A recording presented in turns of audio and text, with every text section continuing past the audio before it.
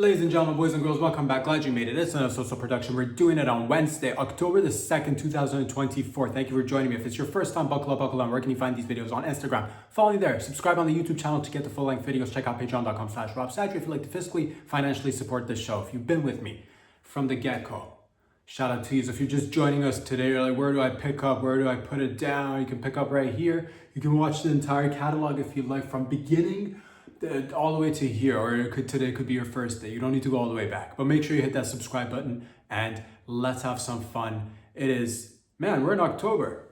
It is, I believe it is fall. I believe 'tis the season to be falling and tripping. Shout out to the gang wherever you are in and around this beautiful planet, aka the blue marble, floating midair, fighting gravity on a daily basis.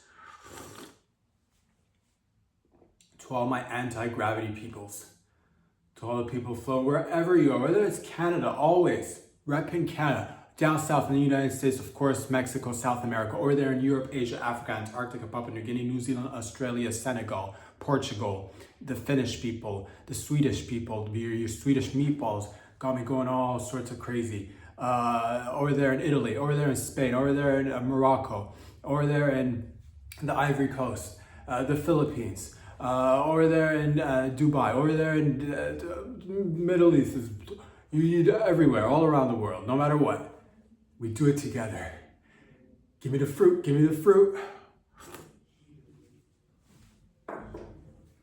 Give me the fruit, give me the fruit. Give me the fruit, give me the fruit. This was, of course, give me the fruit, give me the fruit. I was talking to Big, this was way back, of course. Notorious B.I.G. Notorious. Yeah, there was a debate, there was a whole debate. Went down, give me the fruit versus give me the loot, give me the loot. I'm like, yo, Big, just chill, Big, yo, Big, chill, Big, chill, yo, chill, Big, chill. I was supposed to tell him, I'm like, I go with give me the fruit. Maybe you could send out some sort of positive message about body image, eating healthier, maybe exercise. I'm like, give me the fruit could do a whole hell of a lot for your career, man. Maybe it'll last. And he didn't listen, rest in peace. He went with give me the loot. But I'm all like, yo, how about some vegetables? You know what I mean? Big fella over there with the chunky monkey, over there with the big gut, over there maybe could use a little bit less calories. Maybe eat some fruit. I don't know. But he's like, no, gotta go give me the fruit. And he didn't have any of it. That's why it's written down, and it will forever be remembered. Give me the loot. But had he gone down a different path, picking a couple of vegetables, throw it in there, maybe slow down on the gravy. Who knows? You zig when you zag, the butterfly effect and all that jazz. But nonetheless, ladies and gentlemen, we are here today. It is Wednesday, halfway through the week, beginning of a new month. Exciting events are unraveling right before our eyes, but let's have some fun today. Keep it loose as a goose, of course. I'll start with this. Let's just get right into it. Let me get a sip of this bad boy coffee right here, and we'll get right into it after we get a sip of this coffee, brought to you by caffeinated beverages. Really good coffee. The best. Simply the best. It's on everybody's mind, the question that everybody's thinking, whether you're online, whether you're offline, you're like, how do I get that pussy to be creamy in under 2 hours? Well, I'm glad you asked, and I'm here to help you answer that question. I may not have all the answers, certainly don't. I don't even, we try our best to come up with solutions here and there. Start off with a couple of questions, but that's the question. How do you get that creamy pussy in under 2 hours, ladies and gentlemen? Question that's riddled everybody, that stumped the best of the physicists, the best of the computer scientists, best of the programmers, the best of the coders. Everybody's trying to go, how do I get that pussy to be creamy in under 2 hours? Well, friends, mi familia, syndicate that we are, let us dive into it. What even is a creamy pussy? If we could just unpack this together. Let's separate the two words, creamy, one word, puss, second word, creamy puss, put it together, you get creamy puss. But if we were to isolate the two, what is cream?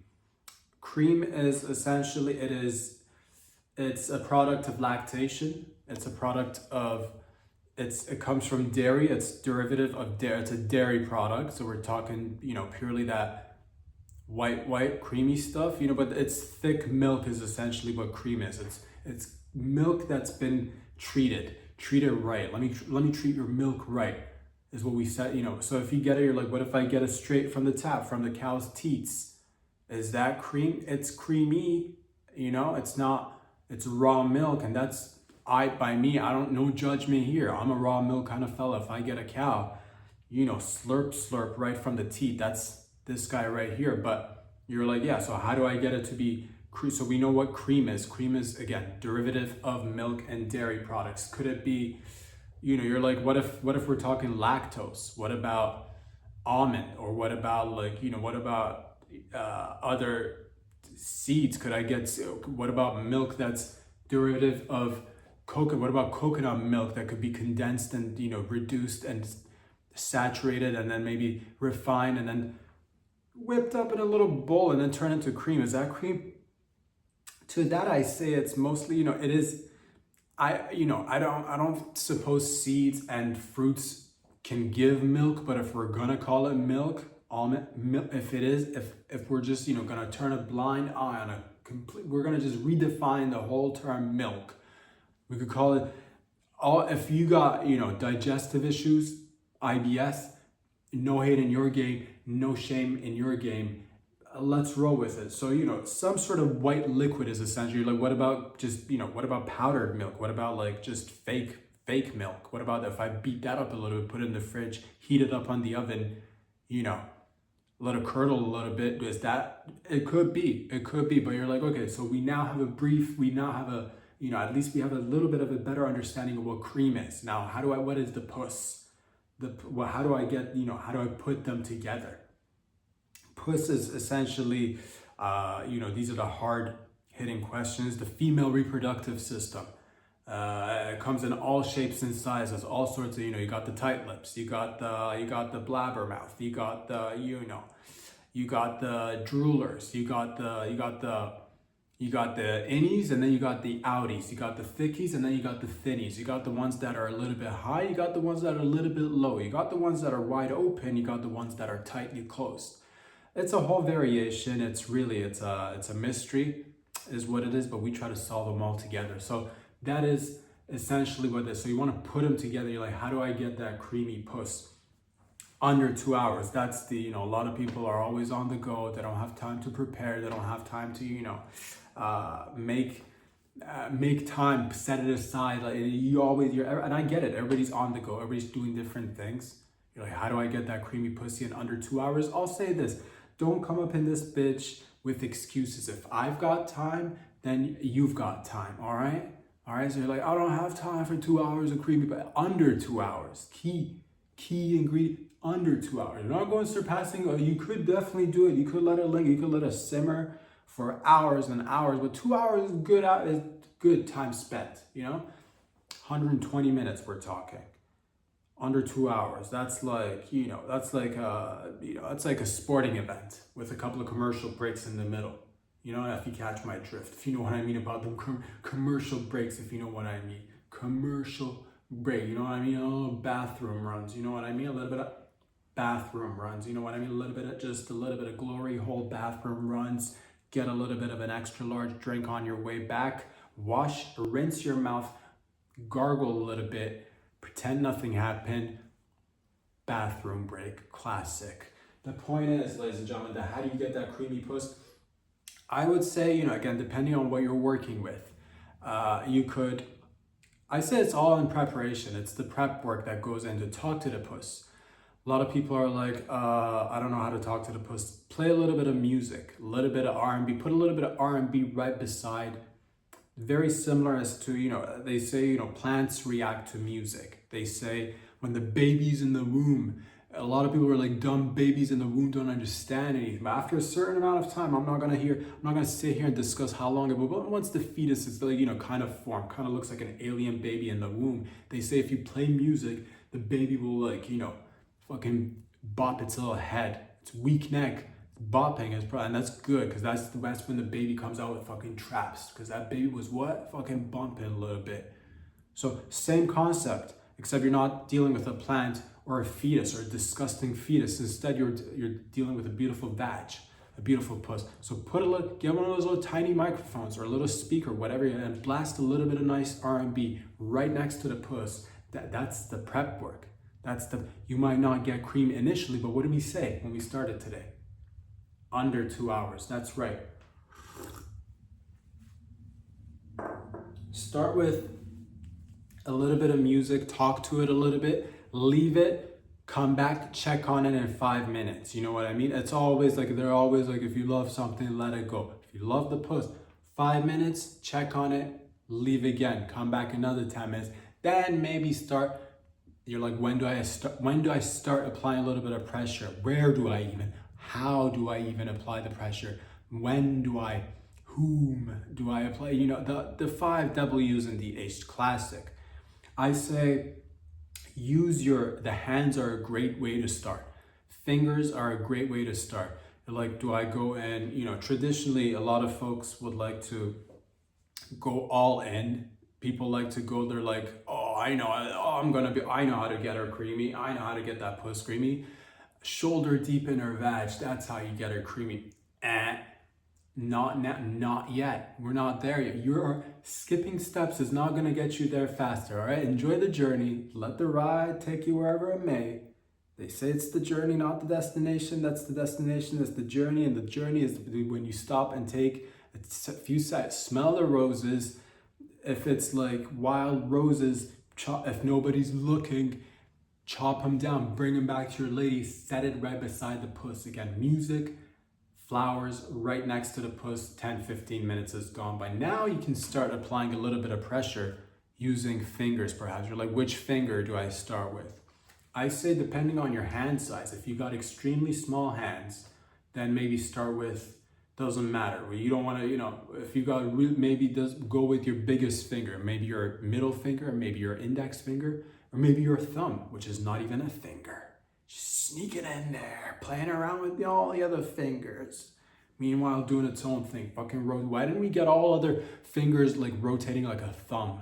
Why don't we just get all thumbs, no fingers? How about that? If thumbs are so good, opposable thumbs, but what about opposable fingers? Why just get like 2 when you can have all just fingers going in 360 directions? That'd be creepy. That'd be like an Exorcist movie giving you a hand job. But still, nonetheless, it would have been nice to have. Man, where would we be if we all had just like 10 opposable thumb fingers? Fingers, or fungs. You get the point. The point is, if you got small hands, start with larger fingers. If you got big hands, maybe so if you got like baseball gloves, if you got baseball mitts for hands, start with your pinky. You're like, I know where this leads. Shoulder deep in her. Again, slow it down there. Pump the brakes. Start with your index. Start with your pinky if it's, again, extra large mitts. Rotate, go in circles. Vaginas love circular motions. Vibrate a little bit, vibrate. What I would recommend, you're like, I can't get a good vibration. What I would recommend to you is maybe you got a little bit of extra time on your hand. Maybe this happens to be your vocation. If you happen to be near a construction site, whether you work in that field or not, grab a jackhammer, hold on to it for about 2-3 hours. So you're vibrating, your entire body's now vibrating. You're like, I'm a little bit vibrancy deficient. I don't vibrate that. Get a jackhammer. Start jackhammering the concrete. Let that just ricochet right back in your body, and then get back home, and then just put your little pinky finger on her clit and just let the vibration do its thing. Just vibrate a little bit. Just shake it a little bit. Now, this is probably around the 20-30 minute mark. Things are going. You're getting a little bit of dribble, little bit of the wet works or something that you might see one bubble, just like a little loose hubba bubba in there, just blowing from the side. It pops. Those are good. If it's bubbling, that's a good sign. They don't teach you this shit. They don't tell you that in math class. They don't tell you this in physics. They don't teach you this in college basketball team. They don't teach you this in your 2-week orientation at work. They don't talk about this shit. They want to keep the good stuff to themselves, which is why we get together here and unravel the secrets of life together, one step at a time. Now you may start inserting fingers. Insert the depending on the hole, depending on the size of your hand, go with whatever is comfortable. You don't want to force it. Don't go in there again. All shoulder again. Easy with the shoulder. We'll get there. We will get there. Okay? Start with a couple of fingers. You want to move in an upward. You want to reach inside with maybe a finger or two. Reach inside as if you were to aim for some sort of mysterious, like you're trying to aim for the belly button from the inside, which is weird. In that direction, not saying you're aiming for the belly button.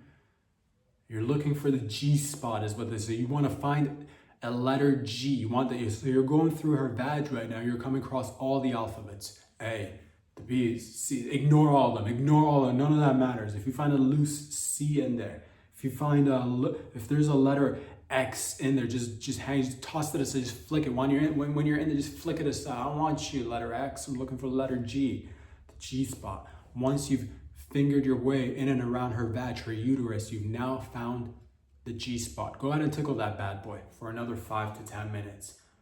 Take your fingers out, leave, put on the R&B.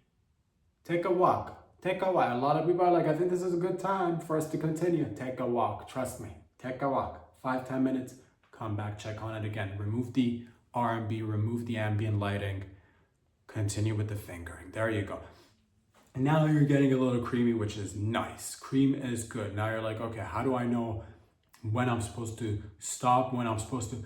You don't stop. You now just continue. A little bit of circular motion, a little bit of music, a little bit of just strobe lights, a little bit of just maybe a couple of licks and just a couple of lickies and a little finger. Maybe add another. If you start with one finger, maybe now is the time to add that second finger. If you've been in there 2 fingers deep, maybe add a 3rd finger. If you're in there 3 fingers, no cream, hey, communication is key. 4 fingers, no problem. Next thing you know, it's been 45 minutes closing in on the hour mark. How do we feel about closing the fist and just going in there just full fist? Just 5 finger right there, right there. Hit it, and you're gonna get a little bit more cream.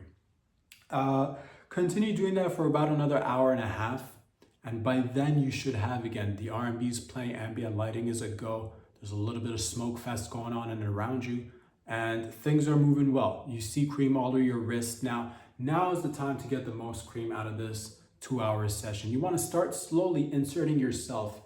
Again, the wrist is already now deep inside the vag. You want to just slowly insert yourself all the way up to your elbow inside the puss. You now have roughly 30 minutes to essentially go finally shoulder deep in the puss to get that extra cream. So go ahead, insert your entire shoulder inside and get cream all over your shoulder. If there's no cream, keep going.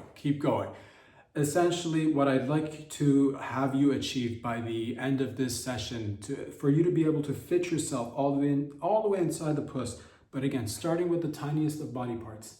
The pinky finger, my good mates, my mans, my ladies out there. Start with the pinky.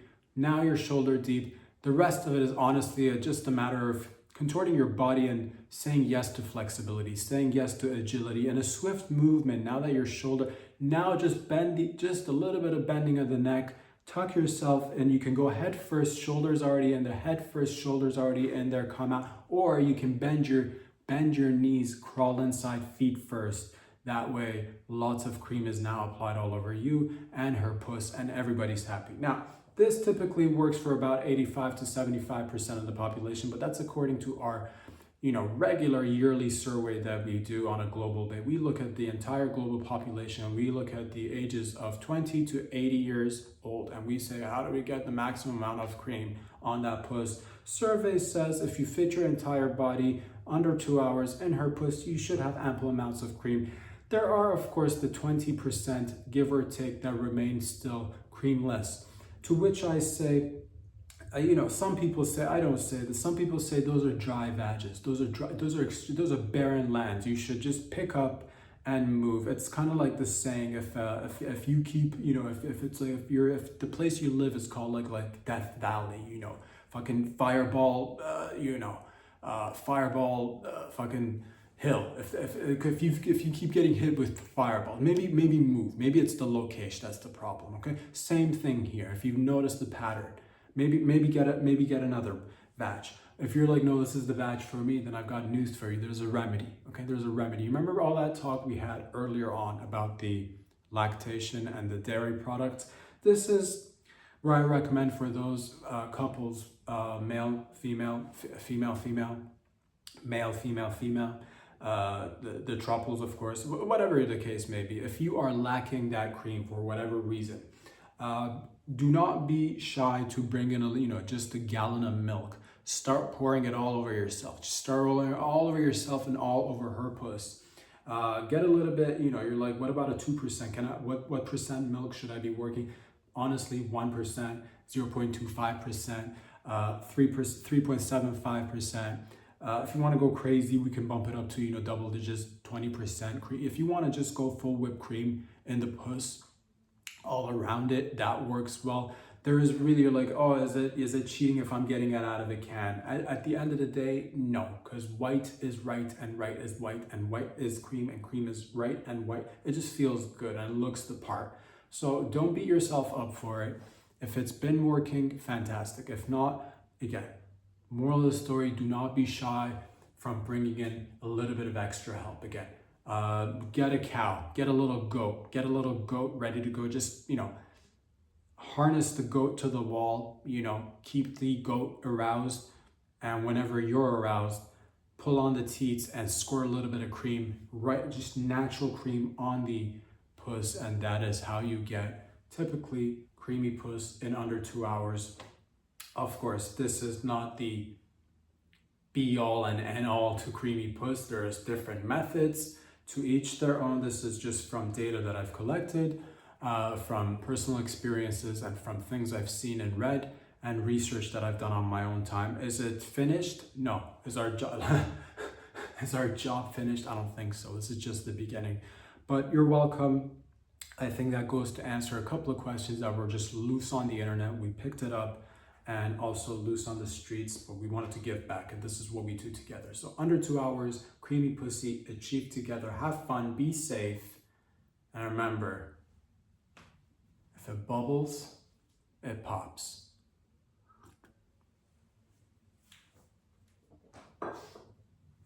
Ladies and gentlemen, of course, there's many other things outside of the health aspect of the human experience, out of the mating rituals of the human species. There's far more items on our list to go through. You're like, man, you're like reading my mind. I'm like, okay. How do I know that you're fascinated with the question of how do I go about dislocating body parts? Well, it's a connection that I feel, one that is perhaps embedded within us on an innate level, like something's happening. We're vibrating together now. You asked, I try to answer it. We'll go through it together. How do I dislocate body parts is the biggest thing on everybody's mind these days. You could dislocate body parts in many ways. I would say, depending on the body part. Oftentimes, again, it so happens that people get confused and overwhelmed with the notion of dislocating a body part because they're like, well, I'm in one. What is to dislocate? Well, to locate is to be. To dislocate is like disrespecting the location of your being or of your body parts. So what you want to be doing is, if you're going through your days always respecting your location, and you're like, how do I dislocate my body, but how do I essentially disrespect the body part, is very simple. Honestly, I don't want people going out there and like spending a ton of money, which by the way, you can if you've got the resources, the amenities, if you've got, I don't want to limit people at the same rate. I'm always out here like saying, how do you, do it yourself? I'm that guy. How do I dislocate a body part? Honestly, if we're talking just fingers, doors, drawers, cupboards it comes in handy. I'm telling you right now, as you're finishing up, putting away the dishes, putting away, clothing in the drawer, if you're leaving the house, if you're closing a bedroom door, a closet door. A lot of people tend to grab the handle or the knob and push or pull depending on the mechanism that you've got going for you, and they just push, pull, leave the situation. They're out of the room, they're out of the door closing circumstance, and nothing's gone awry, which is, typically, sure, admirable. On this occasion, we're looking for what? Disrespecting a body part. Instead of grabbing onto the knob or the handle, grab the door itself and shove the door on top of your hand, on top of your fingers, close the door and walk away. Just start walking, close it. So you want to slam and walk at the same time. Slam the door on your hand, walk away. You'll easily dislocate a couple of fingers, if not your whole wrist. If you're lucky, if the door is heavy enough, if your body weight is high enough, you might be able to dislocate your shoulder all the way and just rip it apart by closing the door harshly on your fingers. Again, if you get like one finger in there, probably not going to hold on. You might just be lucky enough and dislocate one pinky finger. If you get a nice forefinger in between the door and like wedge it in there and then walk away immediately, then you'll have a fantastic opportunity at dislocating an entire shoulder, which is, a lot of people are like, I'm not ready for this. Again, I didn't say do it overnight. I didn't say go out there and just like wreck your, but just do it slowly. Start with one tiny finger. All right, work your way up, work your way out. You're like, what? I don't have my place of residence. I don't, the office I work doesn't have too many doors. Let me ask you this, fella, lady, do you get in a car at all? Are there 4 doors, maybe 5 including trunk, and maybe the hood of the car? Are these places where you could wedge body parts in and disrespect and dislocate your body? Yes, when you're getting ready to go into the office, newspaper tucked in between the old armpits, coffee, 2-3 cups worth of coffee, not for team members and coworkers, for yourself, because it's been a long night tonight. As you're about to leave, close the car door with your foot slightly. Again, typically you'd push the car door with your foot from the outside. What you want to kind of get in a hook, kind of want to do a question mark, tuck it in between the door, walk away, trip and fall. If you're lucky enough, you can easily dislocate an ankle.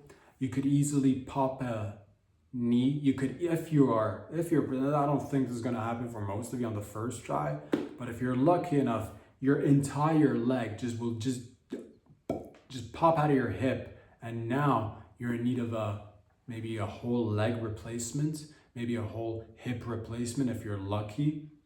And these are just a few examples of how you could go about dislocating body parts. And we are a all-inclusive podcast that likes to show whatever you want to call. We give back to everybody. So I'm just thinking to myself, well, what about these are tasks, physical activities that the ableists population can easily partake in. What about my disabled folks? What about them handies? And what about them caps?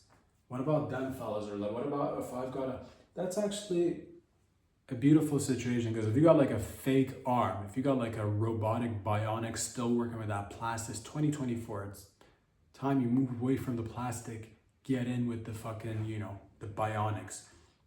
The good thing about dislocating bionic body part is you could just leave it. You could just dislocate the entire arm, shove your entire arm. Elevator is closing, right?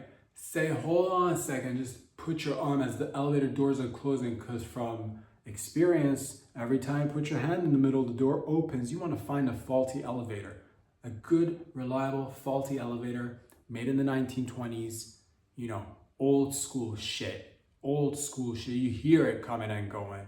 Put your arm in between the door of the elevator. Walk away. Walk away. Your bionic arm ripped from your shoulder. Walk away. Pretend you don't even own an arm. Walk away completely from, and that is. See, the beauty of this one is that a lot of able-bodied individuals will dislocate a body, quote unquote, dislocate a body part, but it'll still be lingering on. Whereas in this case, this is one of the greatest opportunities for my so-called disabled folks to really shine and be like, look at me dislocating this body, right? You'll just leave it behind. Whereas able-bodied individuals will have to dislocate but still live with it. Whereas you could just be like, I don't even feel a goddamn thing. Just fucking shine. Just fucking, just soar, baby. One arm soaring. You're going in circles, of course, now just because you got one arm, and soaring really, it's based on aerodynamics and physics, but that's not the point here. It's not the point here. Same thing could happen again with genitals. Of course, with men, it's a little bit easier. Let's say you are playing naked twister. Look around you. What could you use? Is there a couch? Is there a coffee table? Are there cupboards that you could utilize in this game of Twister and just close something on your peen and walk away and just rip off your peen? You don't want to fully have it ripped off, but you want to dislocate again. Dis meaning disrespect, locate, partially removing it from where it used to be. So use whatever tools are available to you. Don't go out there limiting yourself. You're like, do I need to get an industrial sized vacuum to suck on my penis and rip it off? Yes. Ideally, yes, but not everybody has access to industrial-sized vacuum. Okay, so don't limit yourself, and don't ever come back here and say never say never, or never have I ever. Don't ever say that. You're like, what about my vag? My vag is, pretty much like there's nothing to dislocate. You can dislocate a vag. You can totally dislocate. Again, depending on the size, depending on what you're working with, you could easily like.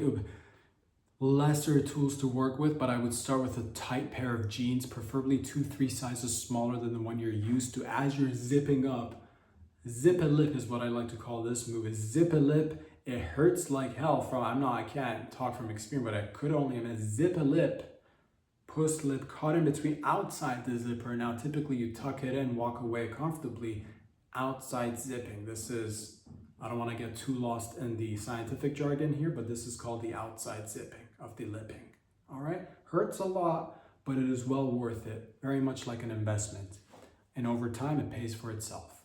So these, ladies and gentlemen, are just a few items to remember that you could try at home: the office space, the local park, the car, the elevator, wherever you happen to be situated. Don't ever limit yourself. That's the whole point of this show and life in general. Don't say, oh, I don't have it. It doesn't take much. It really doesn't take much.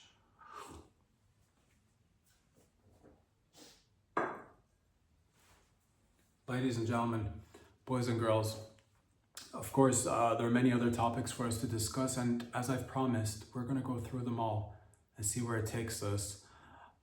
Outside of the human anatomy, outside of the human body, outside of the human orifices and crevices, people of the internet and the world have been asking, where can I place jizz and vaginal juice? If we're not talking bodily parts, where else can I put my jizz or vaginal juice?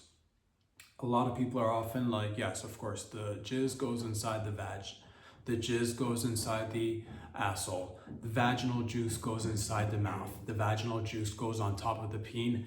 The vaginal juice goes on top of the other vag, which mixes with the other vaginal juice. Now you got vaginal juice on top of vaginal juice. These are typically you got vaginal juice all over your chest. You got vaginal juice all over your eyelids. You've got jizz in your hair. You've got, these are typically, you got jizz on your elbows. These are the typical responses that humans have been able to report back from physical experiences. But the bigger, larger, deeper question is, where can you put the jizz and the vaginal fluids if we're not talking about the human body? Right off the top of my head, I could think of many places. The perfect place for jizz is anywhere you feel like it, to be honest with you. I would say start with what you've got available to you. Instead of leaving it on the body, leaving it on clothing items could be of extreme help to you and your loved ones if that's what you're looking for. You could definitely leave the jizz on the clothing items, walk away. Wear it, or just a loose piece of clothing item, just smudge a little bit of jizz, walk away. Other places where you could leave jizz and or vaginal juice. Honestly, vaginal juice could be great for mixing drinks. There, I said it. You were thinking it.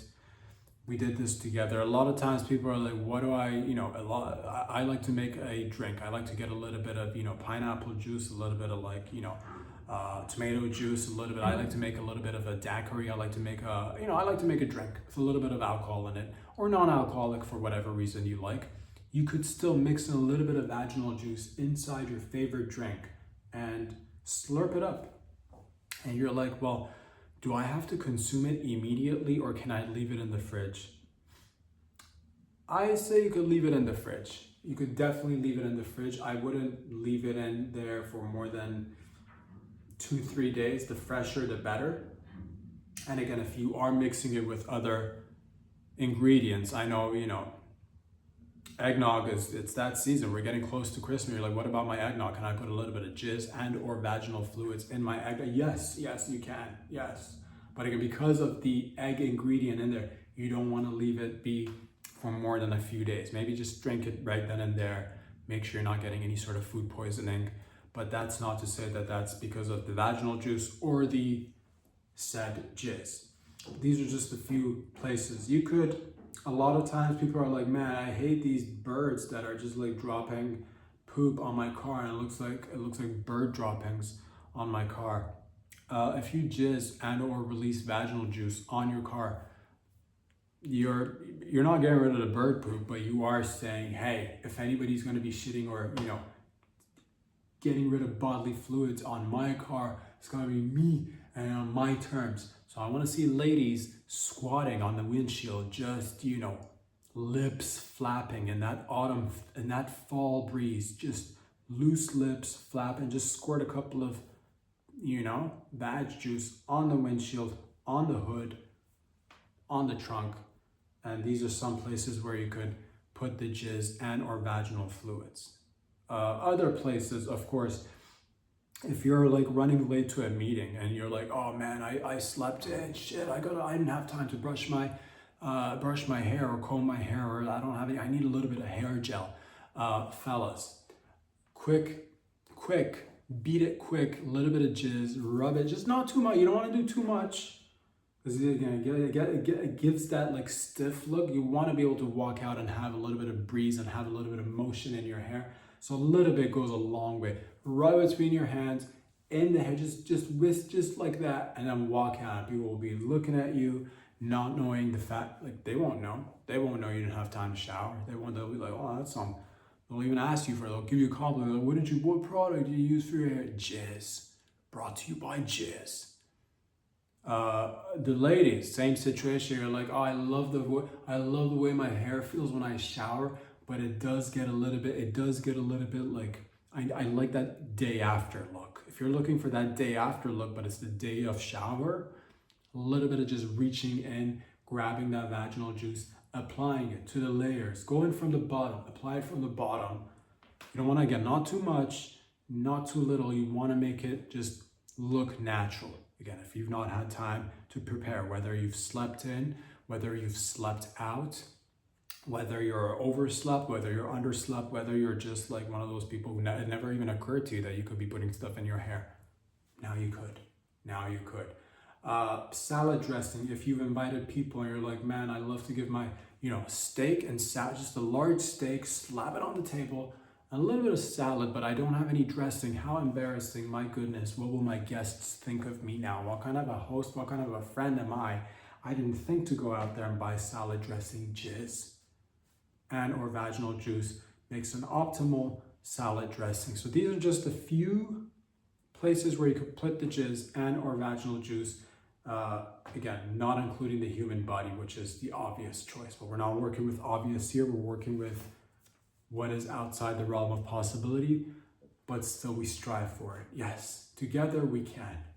Together we will. We are.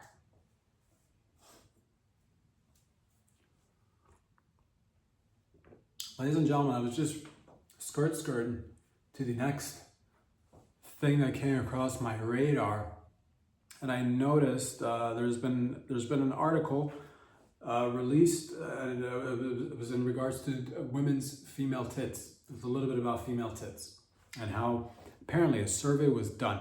70% of the female population are kind of feeling unhappy with their shape, size of their tits, which made me really just upset, because I hate to see upset ladies and I hate to see beautiful tits not realizing that they're beautiful tits. So 70%, 7 out of 10 women globally surveyed on a global basis are not happy with their tits, either the look of it, the shape of it, the size of it, I got them square tits, whatever, they're not fully satisfied. That's a lot. 7 out of 10, that is a lot, which made me think, question for the gang, if you think tits are basically the equivalent female version of cock, leave a comment, because I want to say, ladies, you're not alone.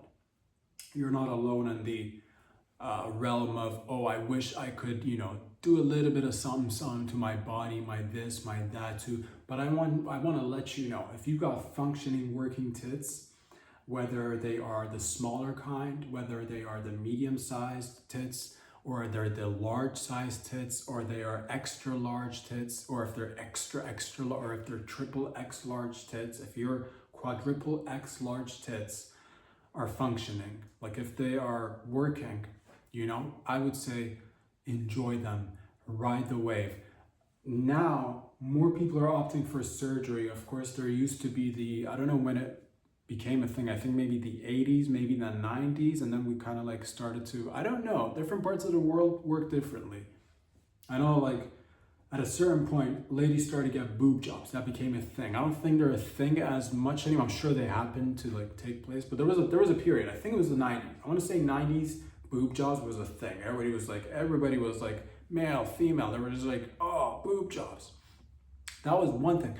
Now we are working, and we are evolving, and people are now going, you know what, I don't want to get the biggest tits, because that was once we figure something out, everybody's like, give me the double D's. Everybody was getting double D's. I was getting double D's. Your cat was getting double D's. Your grandma, 97-year-old grandma, double D's. We're like, grandma, God. But good for you, grandma. Good for you. We keep it encouraging. We keep it, lighthearted, and of course, we want to make sure everybody's having a good time. But that kind of died out. Still, people are getting boob jobs. Another thing that we are now doing is getting breast reduction, which is, I get it. I completely understand. There's a portion of the population with humongous tits, and your back can't support it. It leads you to, have all sorts of scoliosis, all sorts of spinal issues. Sitting down's a bitch. Standing up is an even bigger bitch. Everything is a pain. You just want to lie down. I get it. You don't want to opt for the carry me around on a little wheelbarrow or something. Just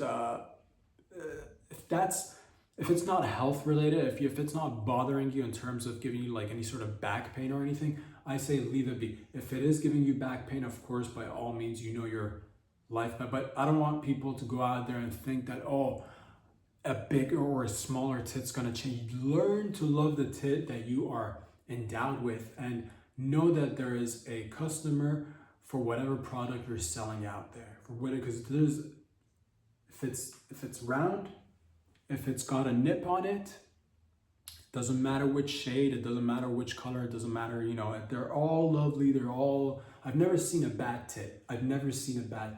Isolated in and of itself, a teats, I've never seen them. They're all great. They're the big ones, the small ones, medium ones.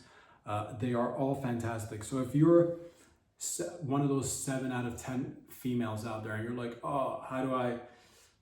There's, again, if it's not hurting you physically, if it's not an impediment to your overall well-being and just way of functioning, just leave it be. And this is very relatable, because guys, as much as we don't have tits, we've got cock. Well, we don't have as much cock as we've got tits.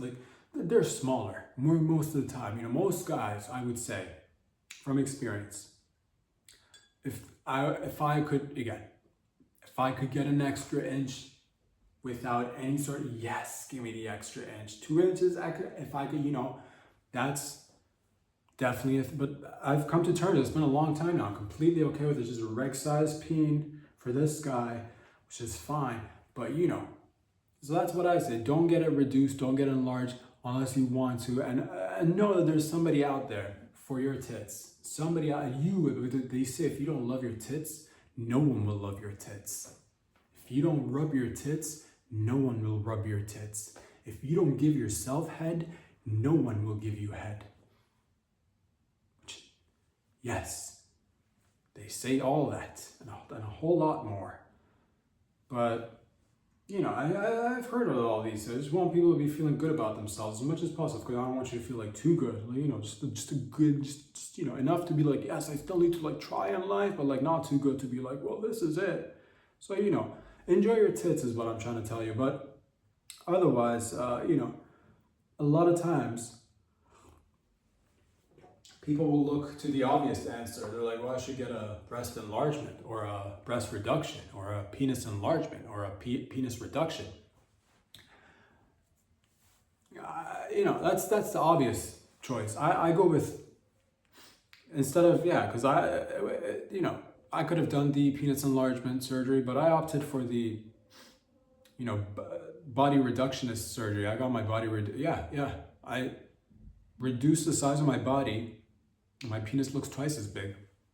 And it was like 50% off, because a lot of people, again, do opt for the penis enlargement. I said, give me the body reduction surgery, and they did that. So I recommend you do it. If you've got like a tit issue, don't think that it's too small or too big. Maybe the problem is your body. Your tits are perfect. Maybe the problem is you. Yeah. And think about it again. A lot of times people will walk in, just walk past the body reduction, because nobody wants that. Everybody wants the bigger or the smaller body part, but nobody goes for the full package. With that, I got 50% off on my body reduction surgery. I'm sure if you go to like your local Chinatown or fly down south of the border, you know what I mean? A little bit of, you know, where the dollar can reach a little bit further. I'm sure you can get a nice body reduction surgery and get back home a few sizes smaller, but larger peen, larger vag, bigger tits, smaller tits, depending on, you know, a lot of, yeah, I gotta reduce the size of these tits. These tits are too small for my body.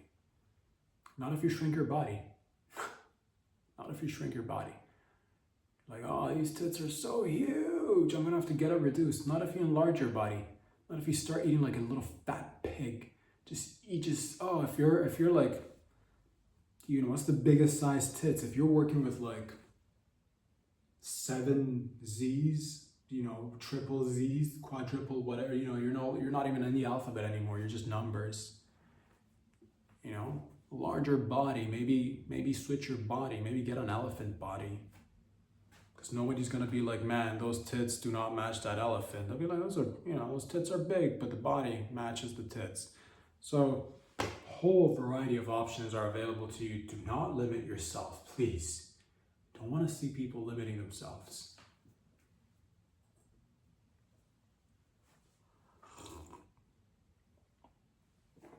Ladies and gentlemen, boys and girls, many exciting events are of course happening in and around the world. I believe, you know, this one reaches down inside of me and it touches a part of me that has not been touched in some time, because it involves the human experience, but also mixes it in with the beautiful feathered friends of ours, aka feathered friends, aka the birds. Beautiful animals. They've got the experience of flight. They have the vantage point, if you will. But recently there's been a little bit of a colliding of worlds between feathered friends and humans, specifically down in Argentina. A town in Argentina is, you know, when they're not busy doing the salsa, when they're not doing the when they're not busy during immaculate sunsets doing the old dirty dancing, the Latin dancing of the South Americans, when they're not drinking sangrias and, you know, just popping them heels and, you know, just playing a guitar and maybe, you know, just ruffling a little bit of that chest hair, when they're not busy making you know, Argentinian barbecue and slapping on a whole thick layer of Argentinian barbecue sauce on the meats. When they're not busy doing that, they're getting ambushed by parrots, because apparently there's been a little bit of a deforestation that's been happening in Argentina, which has been leading the parrot population to come to this beautiful Argentinian town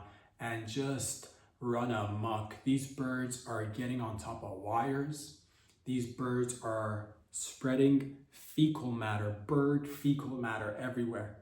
And they are destroying the lives of beautiful Argentinian people, which leaves them no time to focus on things like, you know, our Argentinian things that Argentinians do. Like, again, good music, good food, focusing on fucking soccer and a whole lot of other things that Argentinians do. These are some of the classic ones that you and I are familiar with. What are the solutions to, you know, fighting this bird problem?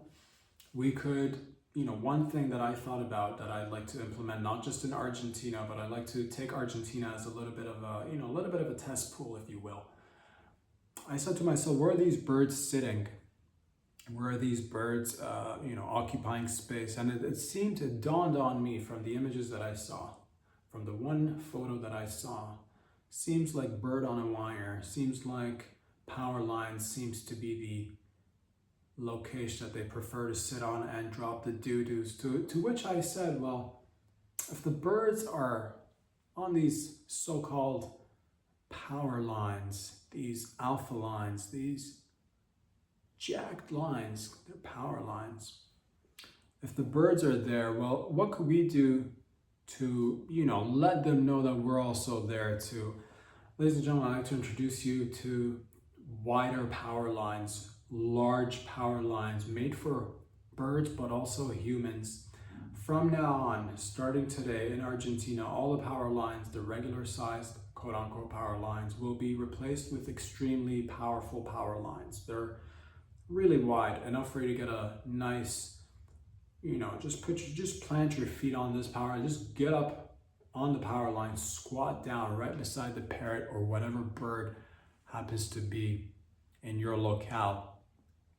Of course, I'd like you to remove your pants if you're a gentleman. If you're a lady wearing a skirt, just you can take your skirt up with you. But I want you to just get on these wide power lines, squat down right next to the parrot.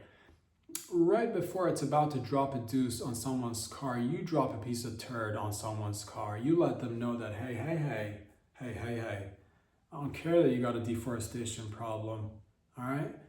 Scoot, get out of here. Our turf, human territory. Sharing is caring is all good, but not when you come in here all of a sudden ambushing a motherfucking place, getting on, chewing power lines. They're chewing our power lines, human power lines. The animals are coming over, taking our tasks. Humans could be chewing on power lines, but they don't have the opportunity, because we never thought to ourselves that we should have wide enough power lines for people, because we said it's too dangerous. Oh, a little bit of electric shock here, and you know, a couple of people got electrocuted, and all of a sudden we're all like, oh, I'm so afraid of electricity. It's like these birds are taking over.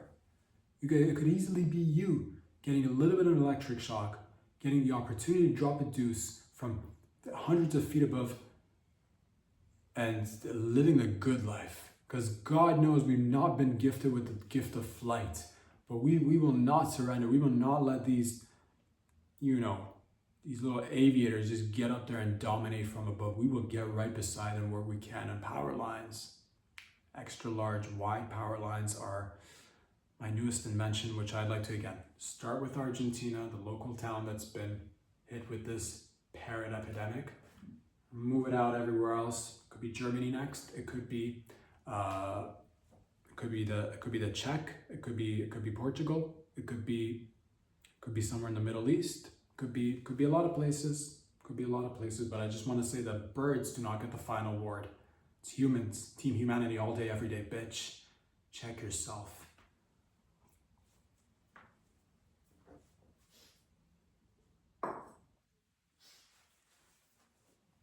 Ladies and gentlemen, I'd like to just bring it a little bit if we can, and then take it a little bit if we can together. This is something that is, you know, how do we deal with this? This one is coming out of the left field. Mount Everest, ladies and gentlemen, is getting hard on that blue chew. Mount Everest is expanding at a rate which cannot be stopped. I don't know how fast Mount Everest is expanding or how hard it's getting because it found a loose pack of blue chew, or maybe it's that, you know, roadside Viagra, I don't know, or maybe it's a concoction mixed of all the set ingredients. Maybe it's just a little bit of everything, but Mount Everest is growing. How gross, how disgusting, how humiliating, and how dare you, Mount Everest. Mount Everest has taken up more space than it already is. As if already it wasn't big enough. As if we already have not lost enough people for wanting to climb the biggest, the rockiest, the sturdiest mountains of all. All the sound, this supposedly dead piece, this dead rock is growing, which is, ugh. The rocks aren't supposed to grow, but apparently it is, and I don't know how fast it's growing. But you know what that means, right? More mountain, less space for us. More mountain, less people. More mountain, less animals. More mountain, less oceans. More mountain, the death of humanity. Dun, dun, dun. And there was only one man who could stop it all. This guy right here. Rob Sadri, I'm prepared to go in. What I require is a little bit of team effort, is a little bit of resources. What I'd like to say I need for this mission, Operation Mount Everest, I'm gonna go in swiftly. I'm gonna go in from the bottom, or maybe I'll go in from the top, bitch. Maybe I'll go in from the top. Yeah, a lot of times Mount Everest is like, come at me from the bottom. Bitch, I'll drop on your ass from above. All right, first things first, I'm gonna need a little bit of backup. All right, this whole Mount Everest thing grow, because we've already, you know, people are always like, let's get in an expedition, go climb it, come back to the office, frame a picture, show ourselves and the fucking company that everybody can reach for the stars. And together we can do it. And you should do more every day, Mount Everest climbing. You could do that, and we did, and we will. But if it grows bigger, girthier, veinier than before, will people be put off their track? Maybe. Which is why, again, I'm willing to go in with a team of 100 lesbian Sherpas. I just need 100 lesbian Sherpas, ladies and gentlemen. I will start from the bottom. I know I said earlier that I'll go from the top, but that's what it wants us to do, to go in from the top. Well, I'm gonna stick to the old path. From the bottom to the top is the way to go. 100 lesbian Sherpas. I would like them to be, again, I'm running this operation, nobody else, I'm running it, it's my operation, I called it, all right? Because you pointed out the problem, nobody came in with the solution. Well, I came in with the solution. 100 lesbian Sherpas dressed in nothing but their birthday suits, because I want them climbing one step at a time, and I will latch myself on to these 100 lesbian Sherpas in a 69 position. As they're walking up on an incline, my face will be positioned in their vag upside down, and they'll be sweating, they'll be dripping from their vag with bodily sweat mixed with the vaginal juices. And I will take it all in, I will slurp it out. Again, I'm in a very uncomfortable position. Think about the 69 position. Ladies are walking uphill. I'm upside down. I'm just upside down bouncing as they're taking a step at a time. Upside down bouncing. Sweat, vag juice in my mouth. You're like, how do you do it? I say, you know what? I think about the people. It gives me motivation. It gives me joy to know that after we finish this operation successfully, more people can get up there and climb and frame pictures in their offices. And I will get there, and sure, one by one, our dedicated lesbian Sherpas will fall apart. Their calves swollen, their feet filled with fungi and blisters, and some may be bleeding. Because it's that time of the month, despite the fact that I said I need 100 Sherpas who are not menstruating. But once you get 100 ladies together, man, one of them starts bleeding, they all start bleeding. So I will put aside the bleeding. I will say, hey, you can free bleed all the way up to the top, ladies. And I will go through each and every one, hanging on, latching upside down, taking every kind of fluid that's being dripped into my mouth with pride and joy, and saying that, hey, sacrifices need to be made. We are making steps so others can come before and after us to take other steps. I will do that. Sometimes the female lesbian Sherpas will, of course, get tired. There might be a little bit of, a little bit of whatever. Things get aggro, elevated heights, less oxygen. But I will make sure everything stays in check. We will get to the top of the mountain. And once we're there, fully clothed, the only person fully clothed, I will have enough energy to take a chisel or a hammer or a jackhammer. I could take a jackhammer, of course, but that'll be a little, I'm thinking of the female lesbian Sherpas, because I weigh, not the most, but I don't, I'm still a human being. I don't want to carry a heavy, I don't want them to carry me and the jackhammers are pretty heavy. So I'll take a small chisel or a hammer. And once I'm up there, you let me know how much you want taken off the top. I will circumcise Mount Everest. Do you want me to, I could shave it all the way down. I could start from the top and shave it all the way down. I could just take a couple of, if you give me some dynamite, I could just, firmly place them in strategic places, using lasers and getting in there. And I will just turn Mount Everest into dust, if you like me to do that. If you want me to just take if you want just a little trim, I could do that. You let me know. I'm getting up there with my 100 lesbian Sherpas. Regardless. Again, if you want a couple of inches off the top, I could do that. We could make the trip ever. If it keeps growing every year, I could go back. I don't care how many lesbian Sherpas I need to take with me. I will take them all. I will get there. All right? And there will be nobody left behind.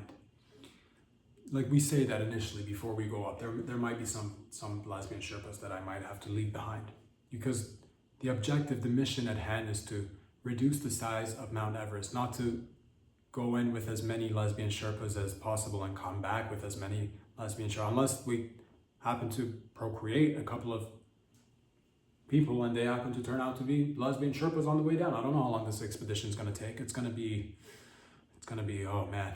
It's going to be tough, but again, do not be worried about me. Do not be worried about me. Your boy will be okay. Ladies and gentlemen, I'll be back here again on Friday. In the meantime, take care of yourselves and make sure, remember, climbing of the mountains is fucking dangerous work. We can do it together. Peace out. Get out of here. Get out of here.